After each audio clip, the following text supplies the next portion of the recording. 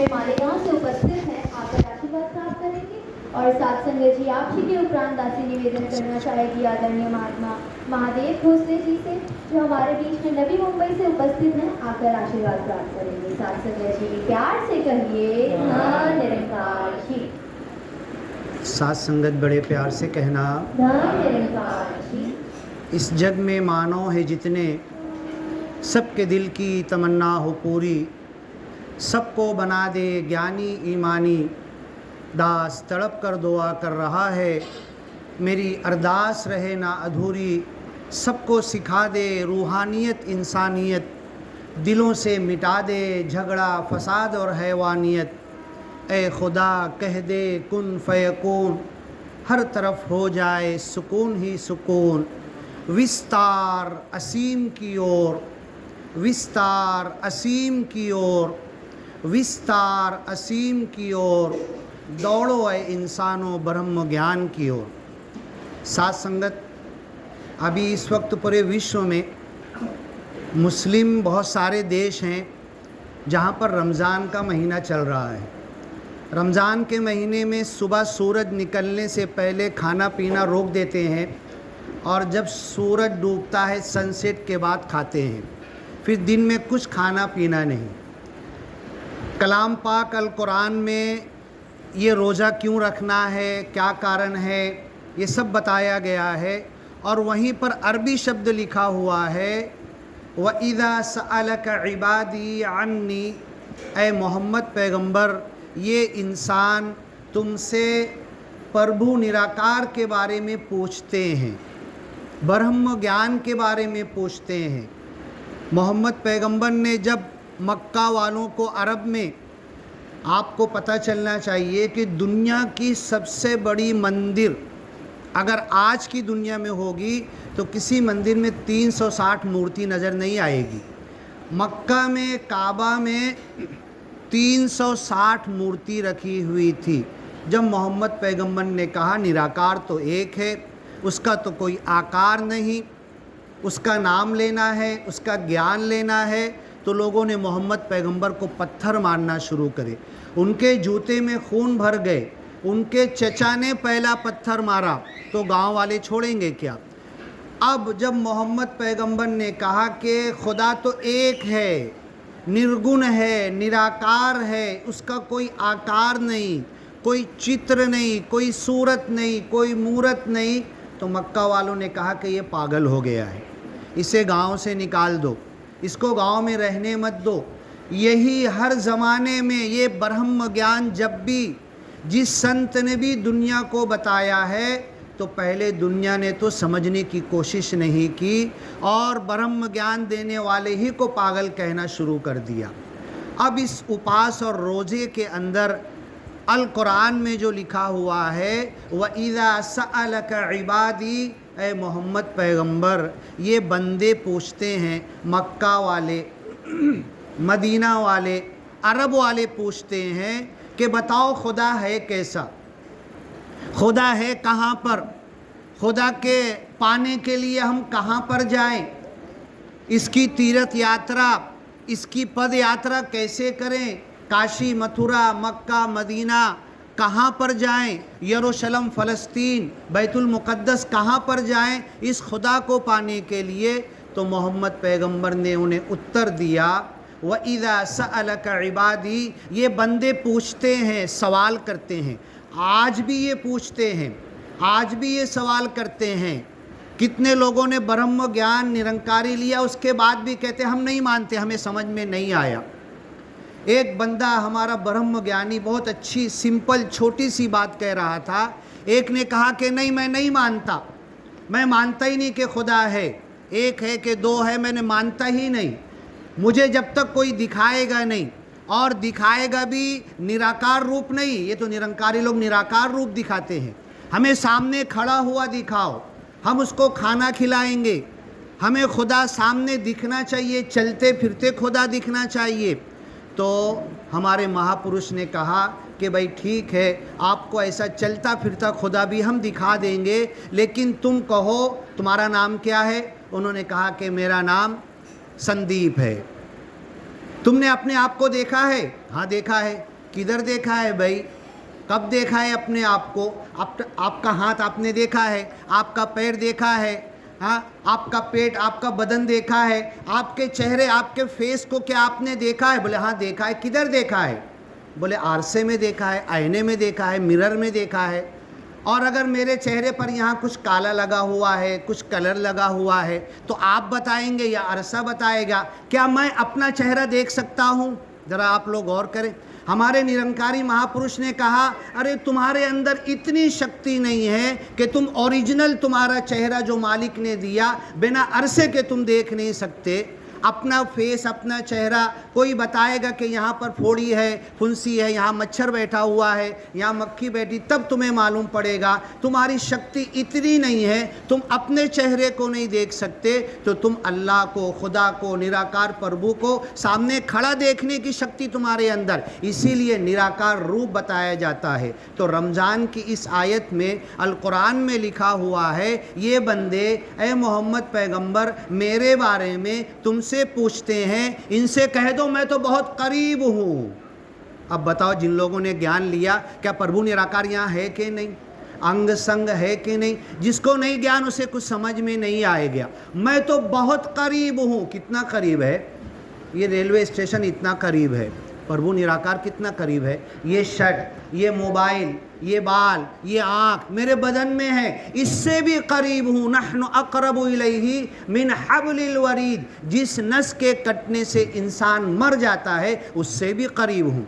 अभी मुस्लिम लोग रोज़ा रख रहे हैं ना, तो मुँह भी धोते हैं, कुल्ली भी करते हैं। गर्मी का मई का महीना अभी तो धीरे धीरे 10-10 दिन सरक रहा है। अप्रैल मई के महीने में जब मुंह धोने के लिए जाते हैं, दिन भर प्यासे रह के देखो तो दिल होता है थोड़ा सा पानी नीचे उतार लो। तो एक मुस्लिम मौलाना बोलने लगे, आप मुंह धो रहे हैं ना, आप कुल्ली करने को मुंह में पानी लिए, मई का महीना धूप है, गर्म है, आपको डिहाइड्रेशन हो गया, पानी की ज़रूरत है, आपका मन चाहता है कुल्ली, इतना सा पानी लिया, बाजू वाले को नहीं पता आपने कितना लिया मुंह में और कितना वापस फेंका।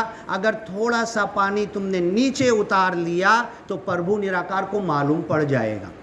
आपने थोड़ा सा पानी नीचे उतार लिया, गले में कुल्ली के लिए लिया, तो इस निराकार को मालूम पड़ जाएगा। एक मुस्लिम व्यक्ति बैठा हुआ था, ज़्यादा पढ़ा लिखा नहीं था, तो क्या कहने लगा, मतलब प्रभु निराकार अल्लाह हमारे अंदर घुसा हुआ है क्या? देख लेगा, उसको कैसे पता चल रहा है?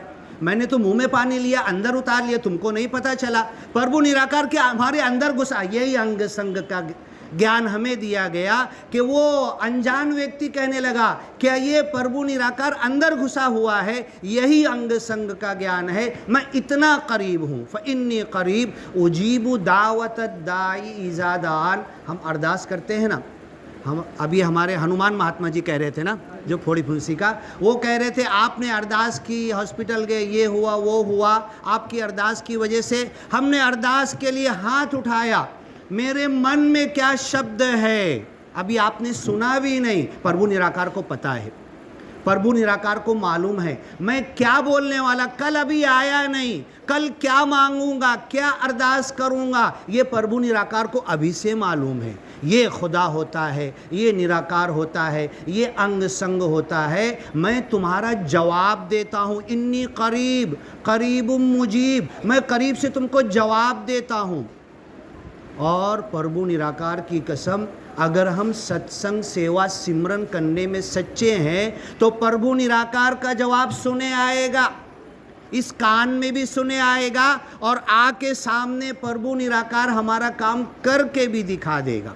ये बिना हाथों के करता है, बिना पैर के चलता है, बिना ज़बान के, बिना कान के सुनता है, और बिना किसी चीज़ के। दास ने कहा ना, ऐ खुदा कह दे कुन फयकून, हर तरफ हो जाए सुकून ही सुकून। ये मालिक चाहे तो इसको मटेरियल लाना नहीं पड़ता, हमको मटेरियल लाना पड़ेगा, कुछ बनाना पड़ेगा, खड्डा खोदना पड़ेगा। ये मालिक झटपट जो चाहे तो अभी यहाँ से ये पूरा बिल्डिंग उड़ के कहाँ चली जाए, यहाँ खड्डा हो जाए, यहाँ भूकंप आ जाए, यहाँ पर सारी बिल्डिंगें अंदर ज़मीन में घुस जाए। ये प्रभु निराकार की शक्ति है। ये ज्ञान कुरान में भी है, ये ज्ञान बाइबल में भी है, और यही ज्ञान हमारे सदगुरु माता जी देते हैं। अब दास जो कहता है इस जग में मानव है जितने, अभी जबलपुर दास भी जा रहा है, माता सुदीक्षा जी पूरे विश्व में जा रहे, 1 मिनट 1 घंटा 1 दिन का आराम करते नहीं हैं।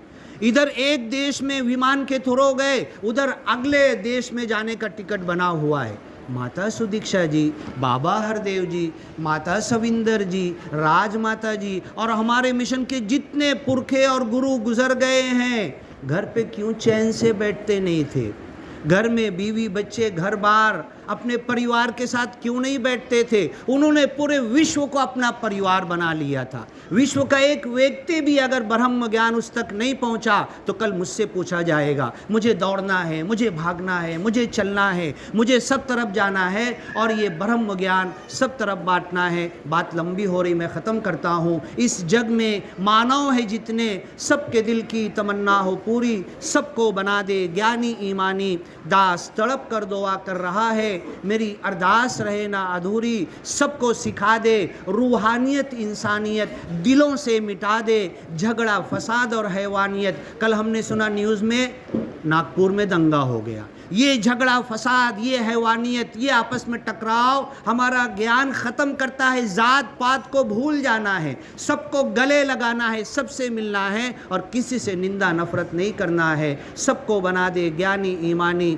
रूहानियत इंसानियत सबको सिखा दे, दिलों से मिटा दे झगड़ा फसाद और हैवानियत। ऐ खुदा कह दे कुन फयकून, हर तरफ हो जाए सुकून ही सुकून। राक्षस शैतान रावण तो चाहता है हमें लड़ा देना, लेकिन हर तरफ सुकून, पीस, विस्तार असीम की ओर फैलो इंसानों, सब पूरी दुनिया तक फैल के चले जाओ। आज यहाँ पर हम ये सत्संग में बैठे हैं, माता सुदीक्षा जी यही चाहते हैं। यहाँ से उठ के आप घर में जाओ, गली में जाओ, मोहल्ले में जाओ, गांव में जाओ, अपनी जगह पर जाओ और इस ज्ञान को फैलाने के लिए मन में अपने चिंता ले लो और इस ज्ञान के फैलाने का काम करो, तो विस्तार होगा, फैलाव होगा असीम की ओर। कोई सीमित, कोई बाउंड्री नहीं, बीइंग बाउंडलेस, सारी बाउंड्री ख़त्म हो जाएगी, फिर जात पात का झगड़ा ख़त्म हो जाएगा। साथ संगत बड़े प्यार से कहना जय निरंकार जी।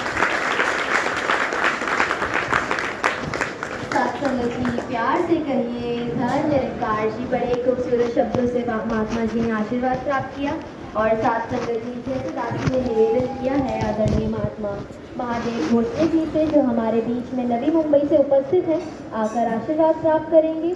और सत्संग जी आप जी के उपरांत दासी निवेदन करना चाहेगी आदरणीय महात्मा शोभा टीटू जी से, जो हमारे बीच में अमेरिका से उपस्थित हैं, आकर आशीर्वाद प्राप्त करेंगे। सत्संग जी प्यार से कहिए धन निरंकार जी। सत्संग जी महात्मा जी का जोरदार तालियों से स्वागत करें। आदरणीय संत जनांनो प्रेमाने बोला। नाही आवाज नाही आला. आवाज तसा खणखणीत पाहिजे. मी 16 वर्ष, तुम्ही 19 वर्षाचे, माझ्यापेक्षा 3 वर्षांनी मोठी असेल तर आवाज येत नाही. प्रेमाने बोला. तर या संत जनांनो, काल संध्याकाळी संत जनांनो 2 टूर प्रोग्राम करून लांजा आणि कोल्हापूरचा टूर करून काल संध्याकाळी आलो. आणि आज सकाळी संत जनांनो जोगींदर मनचंदाजी